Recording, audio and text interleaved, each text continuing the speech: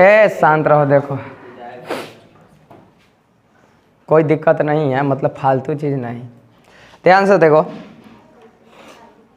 मार्क्सवाद तथा प्रथम अंतरराष्ट्रीय संघ है ना, फर्स्ट इंटरनेशनल के बारे में हम लोग जानेंगे कि क्या था। ध्यान से सुनना, समाजवादी आंदोलन के इतिहास की एक अत्यंत महत्वपूर्ण घटना थी। वो घटना 1864 में प्रथम अंतर्राष्ट्रीय संघ की स्थापना। याद रखना, ये मोस्ट इंपॉर्टेंट चीज है कि प्रथम अंतर्राष्ट्रीय संघ की स्थापना कब हुआ था? 1864 ईस्वी में, है ना।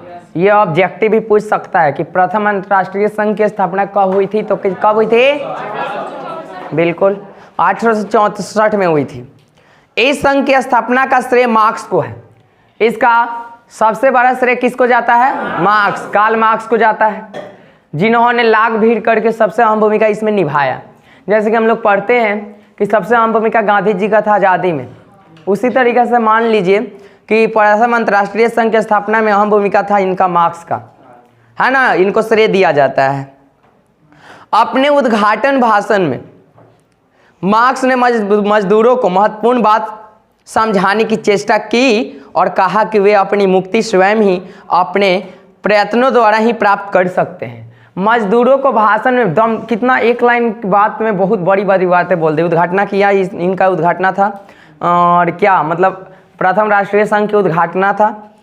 उस उद्घाटन में इन्होंने भाषण दिया मजदूरों के लिए कि मजदूर अपनी समस्याओं को खुद प्रयास करके इस समस्याओं से निजात पा सकते, हल पा सकते, इस पे, है ना। खुद अपना तौर तरीके सुधार सकते, अपना जो विकास का जो एथी है वो खुद सुधार सकते हैं, है ना, खुद के कोशिशों द्वारा। सही बात है। जब यूनिट बन जाए, मजदूरों की यूनिट बन जाए तो तुम उसको कुछ नहीं कर सकते, चाहे तुम कितना भी पैसा वाला हो। अगर मान लीजिए बड़े बड़े कंपनी है, सारा मजदूर ऐसी हड़ताल पर बैठ जाए, सारा मजदूर एक साथ मिल करके, फिर उस कंपनी वाला तो करोड़पति होता है, अरबपति होता है, ये तो पता होगा। वो कुछ नहीं कर सकता, उतना पैसा रखते हुए भी कुछ नहीं कर सकता, कंगाल हो जाएगा, कुछ ही दिन के अंदर कंगाल हो जाएगा। क्यों कंगाल हो जाएगा भाई? क्योंकि मजदूर तो रोड पे आ चुके हैं, उसका काम ठप पड़ गया। काम ठप पड़ गया तो कितना का नुकसान उसका होगा पता है ना। एक दिन काम नहीं चलेगा तो कितना बड़ा बड़ा नुकसान हो जाएगा, है ना। एक दिन का उसका वो ऐसी टर्नओवर रहता है, करोड़ों रुपए रहता है, वो सब नुकसान हो जाएगा। तो मजदूर चाहेगा तो अपने प्रयासों से अपनी स्थिति को सुधार सकता है। और ये बहुत बड़ी बात थी, मार्क्स के द्वारा कहा गया भाषण में। कब के भाषण में? 1864 जब उद्घाटन हुआ था प्रथम अंतर्राष्ट्रीय संघ का। कह कि तब तक कि उत्पादन के साधनों का स्वामित्व व्यक्तिगत हाथों में है, तब तक मशीनों का सुधार, उद्योग में विज्ञान के प्रयोग और उत्पादन कला में किसी भी सुधार से श्रमिकों की स्थिति में कोई सुधार नहीं हो सकता है। जब तक ये किसी पर्सनली व्यक्ति के पास है मशीनें, उत्पादन के जो वस्तुएं होती है वो अगर एक खास प्राइवेट व्यक्ति के पास है, तो तब तक श्रमिकों का कोई सुधार नहीं हो सकता है। उस पर सारा अधिकार किसको होना चाहिए? मशीनों पर मजदूरों का होना चाहिए, है ना। तब जाके मजदूरों के एथी में, श्रमिक मेहनत में सुधार हो सकता है, मतलब उसका विकास हो सकता है। ये ऐसा बात है। क्योंकि आपको पता है कि जैसे उदाहरण के लिए देते हैं, मान लीजिए उदाहरण देते हैं, अब किसी शादी विवाह में कोई मिस्त्री आता है खाना बनाने, है ना। कोई भी मिस्त्री नहीं चाहता है कि हम खराब खाना बना दें, है ना। कोई भी मिस्त्री नहीं चाहता है। किसी घर में अच्छा खाना, वही मिस्त्री जाकर किसी घर में अच्छा खाना बना देता है, किसी के यहाँ खराब खाना बना देता है। इसका पूरा श्रेय जाता है वहाँ के जो संचालक होता है, वहाँ के जो वस्तुओं का लेन देन करता है, देता है उसको ला करके, उस पर पूरा डिपेंड करता है। अगर वह व्यक्ति पूरी तरह से स्वतंत्र छोड़ देता है मिस्त्री को कि भाई आपको जो लगे आप मांगिए, स्वतंत्र होकर हम देने के लिए तैयार हैं, जितना चाहिए उतना देंगे, वहाँ खाना अच्छा बनेगा। लेकिन वो जहाँ गोल मिर्च मांग रहा है 250 ग्राम, तुम दे रहे हो 125 ग्राम, तो खाना ठीक बनेगा? वो कुछ सोचिएगा ना मांग रहा है। तो यही हाल है दम श्रमिकों का। तो सर देखो, मिस्त्री का अधिकार खुद पर रहता, उसका मतलब वो प्राइवेटाइजेशन था कि जितना मांग रहे उतना मिल ही नहीं रहा भाई, उसके तिथि से मिल रहा है, वो कौन खाना बनैले है जाके? खाना कौन बनैले है? और मिस्त्री ना बनैले है, लेकिन वो अपन चलती चला रहा है कि नहीं हम इधर 100 ग्राम दें, है ना? तो खाना खराब बन जाएगा, बेइज्जती किसका होगा? उसी का होगा ना, वो उस मेहनत करने वाले की नहीं होगा। क्योंकि लोग भी जानते हैं अब कि वो भाई और जगह खाना सही बना देता है, यहाँ कैसे गलत बन गया, तो इसका पूरा श्रेय जाता है। यही हाल है जस्ट लाइक इसका मजदूरों के मालिकों का, कि पूर्ण रूप से अधिकार उसका रहता है, कहता कि इतने उत्पादन कर, इतने में इतना उत्पादन कर, होगा ही नहीं होगा, है ना? वैसा होगा ही नहीं होगा। ध्यान से सुनिएगा, ये कह रहा है इसीलिए उनका अंतिम लक्ष्य पूंजीवाद का विनाश होना चाहिए। जो पूंजीवाद है ना, उनका भी विनाश होना चाहिए। पूंजीवाद मतलब समझते हो? बताए थे पूंजीवाद है पैसों से भरा पूरा जो व्यक्ति होता है, बिजनेसमैन, जैसे हमारे के पूंजीवादी व्यक्ति कौन है? अभी है पूंजीवाद है, ये कौन है ना? अंबानी।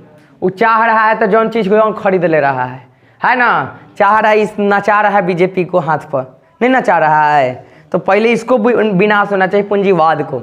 अगर वो विनाश होगा तब देश चलेगा सही से, है ना? और ये नहीं है कि एक पार्टी उससे बिका हुआ है, सारा पार्टी बिक जाता है, जो सत्ता में वो बिकेगा, एकदम निश्चित है कि बिकेगा, क्योंकि उसको चुनाव प्रचार के लिए पैसे चाहिए, और पैसे तो आएंगे कहाँ से आएंगे? उसी से आएंगे। अब उस पैसा मिलेगा उसको कैसे मिलेगा? तो ले ले भाई, ले कमा लो इसी से।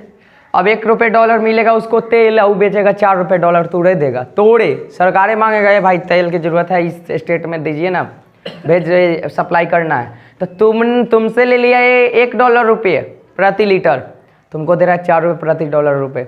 अब बताओ ना, महंगा होगा कि नहीं होगा? मार्केट में आते आते $8 हो जाएगा, तो तेल महंगे ना होगा? तुम अगर नहीं उसके हाथों बिका होता तो आज ऐसा स्थिति नहीं आता, है ना? वो चाहे हम हो के चाहे तुम हो को, गाँव में भी यही हाल है। $100 देते हैं तो कहते कि रे फलानवा 1 महीना बाद 150 दिए, है ना? होता है कि नहीं होता है? उसी पैसे की कीमत बढ़वा देते, वही हाल जस्ट लाइक उसका है। पैसा सधाओ अब अडानी अंबानी का, तो महंगा सब चीज़ होबे करेगा। आगे सुनिए, इस सम्मेलन में नारा बुलंद किया गया, अधिकार के बिना कर्तव्य नहीं। कर्तव्य का मतलब होता है ड्यूटी। अगर अधिकार नहीं तो ड्यूटी नहीं, अब अधिकार नहीं तो ड्यूटी नहीं। पहले यही था, श्रमिकों के साथ होता था, अधिकार ही नहीं कुछ दिया जाता था, खाली मेहनत करवाया जाता, कर बेटा मेहनत, है ना? उसके बाद उसको 4 लत मारियो तो कोई दिक्कत नहीं, है ना? वो कुछ नहीं बोलेगा, मालिक एथी था, वफादार था। कुत्ता एक होता है ना, जस्ट वही कुत्ता के 2 लाठी मारियो देगा था, अगर तोड़ा भी खा रहा है तो तोड़े भी रहेगा, मारियो देगा तो के करी तोड़े भी रह जाएगा। वही हाल था, कह रहा था कि अधिकार नहीं था, क्या नहीं, कर्तव्य नहीं। ये नारा बहुत अच्छा से इसको ऊपर किया गया, और कर्तव्य के बिना अधिकार नहीं, और अगर कर्तव्य भी नहीं होगा तो अधिकार भी नहीं होगा। तो समझ में आ रहा है? तो श्रमिकों का अधिकार दिलाने की कोशिश किया गई इसमें, और श्रमिकों के लिए भी कहा गया कि आप कर्तव्य कीजिएगा तभी अधिकार प्राप्त होगा। बैठल बैठल कुर्सी पर अधिकार प्राप्त नहीं होगा कि हमारा सेठ बना दीजिए, ऐसा नहीं होना है ना? तो ये बहुत अच्छा था, कार्ल मार्क्स का सोचा समझा चाल था, बहुत अच्छा चाल था। द्वितीय राष्ट्रसंघ में क्या हुआ? पहला राष्ट्रसंघ में क्या हुआ था? श्रमिकों के सुधार के लिए बात की गई, है ना? याद रखना, श्रमिकों के अधिकारों के बारे में बात की गई, अधिकार दिलाने की बात की गई, पूंजीवाद को विनाश करने की बात की गई। याद रखना इस बात को, ये मेन पॉइंट है। सही आएगा, क्वेश्चन बनता है कि प्रथम अंतर्राष्ट्रीय संघ में कौन कौन सी बातें महत्वपूर्ण थी, या किस लिए ये संघ की स्थापना हुआ, इस स्थापना में क्या क्या कहा गया, तो आप यही सब बोलोगे, है ना? पूंजीवाद का विनाश, श्रमिकों का कर्तव्य का अधिकार, कर्तव्य तो अधिकार, अधिकार तो कर्तव्य, ये नारा भी दिया गया, और इसका पूरा श्रेय किसको जाता है? कार्ल मार्क्स को जाता है। आगे देखिए, द्वितीय अंतर्राष्ट्रीय संघ में क्या हुआ था। कह रहा कि विभिन्न देशों समाजवादी दलों को एक अंतर्राष्ट्रीय संगठन के तहत सूत्रबद्ध करने के लिए 14 जुलाई 1889 को पेरिस में एक सम्मेलन हुआ। याद रखना, पेरिस सम्मेलन कब हुआ? कब हुआ? ये क्वेश्चन आपका आ भी चुका है शायद ऑब्जेक्टिव में। कि 14 जुलाई 1889 को पेरिस में एक सम्मेलन हुआ जिसमें 20 देशों के 400 प्रतिनिधियों ने भाग लिया। ये भी याद रखने की बात है। पेरिस सम्मेलन में, पेरिस में जो सम्मेलन हुआ 14 जुलाई 1889 को, उसमें कितने देशों के लोग भाग लिए? 20 देशों के लोग भाग लिए। 20 देशों को कुल मिलाकर कितना था? 400, है ना, भाग लिए। और इसे द्वितीय अंतर्राष्ट्रीय संघ के नाम से जाना जाता है। यानी कि द्वितीय अंतर्राष्ट्रीय राष्ट्र संघ की स्थापना कब हुआ? हाँ, 14 जुलाई 1800। याद रखना, इसमें कितने देश भाग लिए? 20 देश, 400 नहीं। 400 तो प्रतिनिधि थे, हर एक देश से 20 गो, 18 गो, कौन से 25 गो आ रहे थे, ठीक है ना। कोई फिक्स नहीं था कि 20-20 गो हर एक देश से आएगा, ऐसा कुछ नहीं था, है ना। तो 20 देश ने इसमें भाग लिया, इसको सफल बनाया इस संघ को, और ये द्वितीय अंतर्राष्ट्रीय संघ की स्थापना हो गई, है ना। प्रथम अंतर्राष्ट्रीय संघ की स्थापना 1864 में और द्वितीय को करना 1889 में। हाँ, जिसमें 20 देशों के 400 प्रतिनिधियों ने भाग लिया और जिसे द्वितीय अंतर्राष्ट्रीय संघ के नाम से जाना जाता है। इस संघ की स्थापना, ध्यान से सुनना, इस संघ की स्थापना मार्क्सवादी समाजवाद के तेजी से फैलने का द्योतक था। और मार्क्स के बारे में पढ़ा ना कि कैसे विचारधारा के थे, उसको फैलाने की कोशिश की गई। और इस सम्मेलन में यह निर्णय लिया गया कि प्रत्येक वर्ष 1 मई के दिन मजदूर वर्ग की एकता के दिवस के रूप में मनाया जाएगा, जो कि अभी तक मनता है। मजदूर दिवस कब मनता है? 1 मई को। याद रखना, ये भी क्वेश्चन आ चुका है। आप जाइए क्वेश्चन में खोलिए, आया है क्वेश्चन कि मजदूर दिवस कब मनाया जाता है। तो 1 मई को मनाया जाता है। और कब ये घोषणा हुई थी कि मनाया जाएगा? तो 1889 में। कहाँ वो मनाया गया पहला बार? हम वो नहीं, घोषणा किया गया कब है? उस सम्मेलन में घोषणा किया गया था, ये बात बोल रहे हैं। वो अब कब्बे से पहला बार कब मनाया गया ये अभी बात नहीं बताए हैं, है ना। याद रखना इस बातों को कि किस अंतर्राष्ट्रीय संघ में मजदूर दिवस मनाने को मान्यता प्राप्त हुई? तो द्वितीय, ठीक है ना। आगे देखो, इससे भी क्वेश्चन घुमा के पूछता है।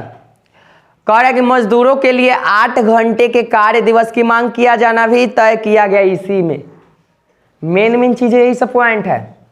पहला बात तो इसमें मजदूरों के लिए सम्मान के लिए 1 मई को मजदूर दिवस मनाने को कहा गया। दूसरा बात था कि मजदूरों का जो कार्यकाल का समय रहेगा, कार्य करने का समय ओनली 8 घंटे रहेंगे, ये भी इसमें घोषणा किया गया, है ना, तय किया गया। और इसका अंतर्राष्ट्रीय सचिवालय ब्रुसेल्स में स्थापित किया गया। और 1 मई 1890 को सारी यूरोप और अमेरिका में लाखों मजदूरों ने हड़ताल प्रदर्शन किया। तब से 1 मई अंतर्राष्ट्रीय मजदूर दिवस के रूप में सारे संसार में मनाया जाता है। और द्वितीय अंतर्राष्ट्रीय संघ की सबसे बड़ी उपलब्धि साम्यवाद एवं युद्ध के विरोध आंदोलन तथा सभी राष्ट्रों को बुनियादी सम्मानता तथा राष्ट्रीय स्वतंत्रता के उनके अधिकार पर जोर देना था। जो सम्मानता का अधिकार होता है ना, उस पर भी इसमें जोर दिया गया। मजदूर के लिए तो किया गया, नहीं किया गया, इतना सारा किया गया। और लाखों की संख्या में मजदूर हड़ताल पर बैठ गए। इसीलिए उसी दिन से इसको मजदूर दिवस के रूप में मनाया जाने लगा, जो कि भारत भी मनाता है, अनेक देश भी मनाते है ना। आगे सुनिए। इस प्रकार समाजवादी आंदोलन को अंतर्राष्ट्रीय स्तर पर एक मजबूत आधार मिलने पर श्रमिकों में विश्वास एवं आशा का संचार हुआ कि इतिहास उनकी तरफ है तथा भविष्य में एक ऐसे संसार का निर्माण होना है जो शोषण एवं उत्पीड़न से मुक्त होगा। इन सब का मुख्य उद्देश्य था कि भविष्य में ऐसे संसार का निर्माण किया जाएगा कि जो लोग अत्याचार सह रहे हैं, जिसके साथ शोषण हो रहा है, उत्पीड़न हो रहा है ना, उन सबको एक दिन आज़ादी जरूर मिलेगी। आज वही समय आ गया है कि देखो लोग अब आज़ाद है ना भाई। अब शोषण कोई कर रहा है, चाहे वो कितना भी गरीब तबके क्या हो, बल 1-2% रह गया ये मामला, बाकी अब नहीं है, नहीं ना है। पहले जो अमीर लोग थे, ऊंचे वर्ग के लोग थे, वो निम्न वर्ग के लोगों को दबा रहे थे, है ना, नहीं दबा रहे थे।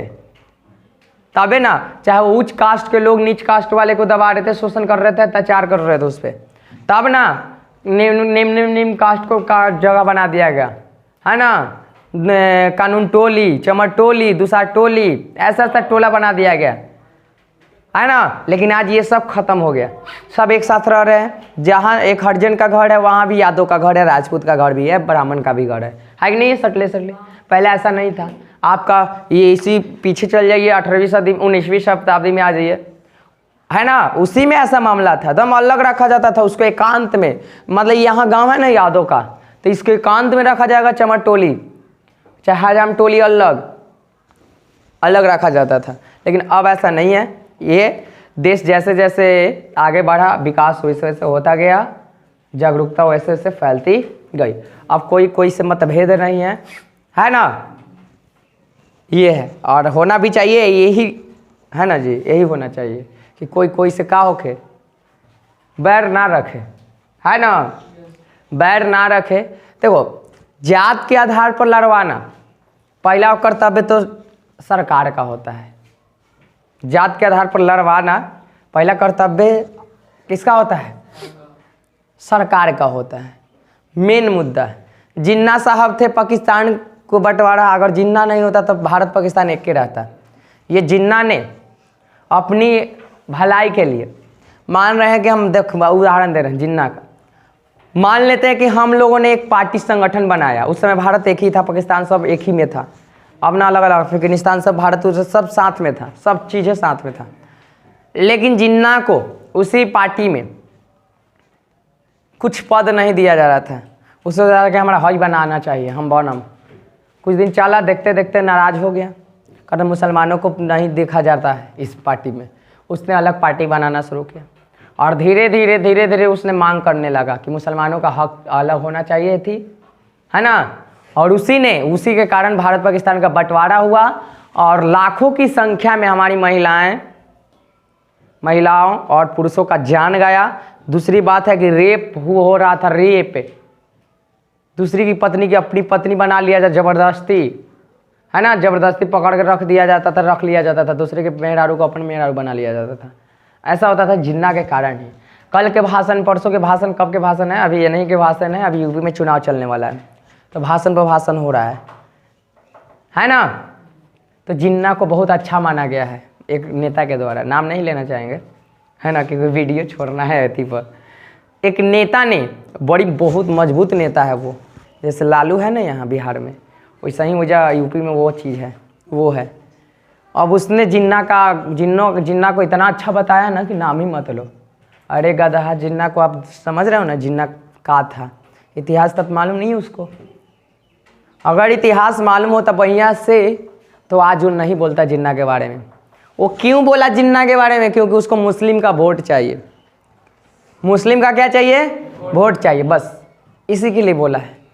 क्योंकि जिन्ना हमारे भारत का विरोधी मानेंगे ही मानेंगे हम लोग, क्योंकि आज वो था तो खून का नदी। अंग्रेज जितना नहीं मार काट करके गया ना, जितना अत्याचार करके गया नहीं गया ना, उतना बंटवारा हुआ।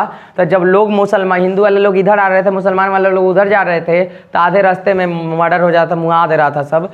गैंग रेप, लड़कियों के साथ बलात्कार मार के काट के फेंक दिया जा रहा था। जबरन शादी रख लिया जाता था, है ना, रखेल बना लिया जाता था। जो भी कहें, ये सब जिन्ना का देन है। और उस जिन्ना को आपने थोड़े से वोट के लिए ऐसा बात बोल रहे हैं, है ना, कि मुसलमान इसे वोट दे दिए। समझ रहे हो ना। तो जात के आधार पर लड़वाने का काम सिर्फ और सिर्फ ये करते हैं, नेता लोग करते हैं।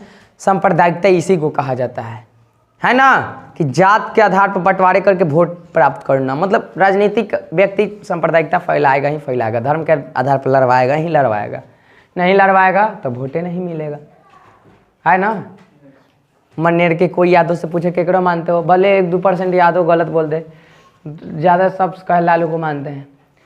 वही हाल है मनेर में, पूछ लो सब साव से कि किसको मानते हो, तो हम मोदी जी को मानते हैं, बीजेपी को मानते हैं। कोई साव से पूछ लो, भले 1-2 भले यादव को कहे थी, लालू को कह दे तो कह दे, अच्छा यादव बीजेपी को कह दे। ये मुख्य आधार किसका? हम लोग को हावी हो चुका है, नेता लोग कर दिया। ये नेता कर दिया, हम लोग अपने से नहीं किए, नेता कर दिया हम लोग को, सुना सुना के इतना बात कर दिया हमको कि चले भाई यादव है लालू, लालू की तरफ रहो, वो साहू जी है बीजेपी वाले, तब मतलब वो शाह का, उसका मेन पार्टी शाह का है, तो उसके साहू जी उधर जाएंगे वोट देंगे, है ना। ये सांप्रदायिकता यही है। और इसके आधार पर कितने व्यक्ति लड़ जाते हैं अपने में, और वो बेचारा वोट ले लेता है। अब वो लड़ गया, एक यादव एक साहू लड़ गया, अगर साहू का मनो था पहले से कि ललटेने के वोट दें, तब वो दिन से वोट गया होकर, ललटेन के नहीं देगा, भगल ये ललटेन के वोट देवे, ये तो यादव। हाँ कौन है लगाए हैं, थोड़ा एथी लगाए हैं, एक मिनट बैठिए, आइए ना, चाय पी लीजिएगा।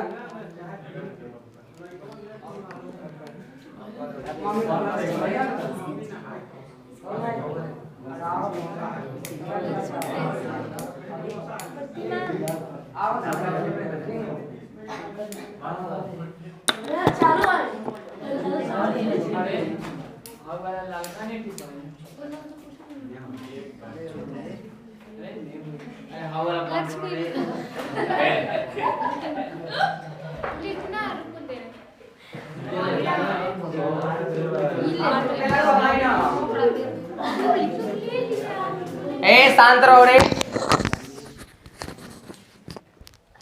शांत रहिए, शांत, जितने शांत रहोगे उतने अच्छा लगोगे। दो, अच्छा सॉरी।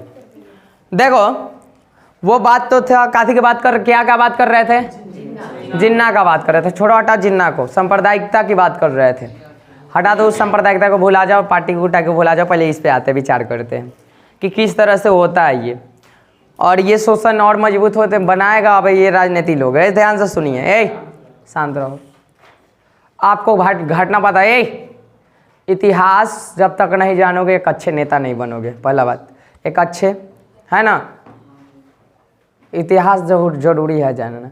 अभी की दिल्ली की घटना है, पूर्वांचल की घटना है, शायद दिल्ली के में पड़ता है शायद, वहाँ आप नेता का पूरा तरह से 70% अधिकार रहता है आपका, मतलब वो आप नेता जो होते हैं ना, आप पार्टी, वो जीतता है, आम आदमी पार्टी।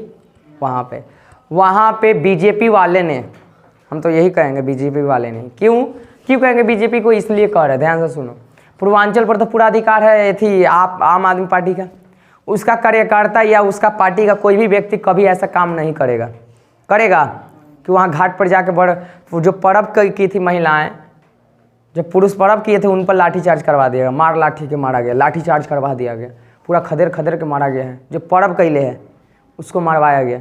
कभी आम आदमी पार्टी कर सकता है, नहीं कर सकता है। उसने वहाँ पे सरकार है आम आदमी पार्टी का, नेता उसी का है। ये देखो सोच कितना है कि हमला करवाएंगे तो सीधा सीधी किसका श्रेय जाएगा, आम आदमी पार्टी का जाएगा। करवाया किसने, विपक्षी पार्टी, वहाँ का बीजेपी, इससे भी आम आदमी पार्टी से भड़क जाए। लेकिन इतना गधा लोग नहीं जानता था कि जो दिल्ली है केंद्र शासित प्रदेश है, मुख्यमंत्री तो वहाँ बनेंगे, राज्य नहीं है एक, हम जैसे बिहार का है, मुख्यमंत्री तो वहाँ बनेगा, लेकिन उसका कानूनन प्रशासनिक जो हक रहेगा ना, सारा सेंट्रल का रहेगा। प्रशासनिक जो हक रहेगा सारा सेंट्रल का रहेगा, और सेंट्रल की सरकार किसका है, केंद्र में बीजेपी का है, तो उसको देना पड़ेगा, थी जवाब देना पड़ेगा उसको। उसके पुलिस जो जाकर लाठीचार्ज किया उसको कार्रवाई करना पड़ेगा। और इसका ढेर सारा बीजेपी का कार्यकर्ता का काम है कि वहाँ जाकर दंगा करवा देना और लड़ाई हो, मतलब छठ कैले उसको मोहरा बना लिया गया है थोड़ा सा वोट के लिए। इतना, इससे गंदी राजनीति क्या हो सकती है, इससे बेकार राजनीति क्या हो सकता है। अब समझो कि राजनीति क्या चीज़ है ना, ये बात होता है। तो ये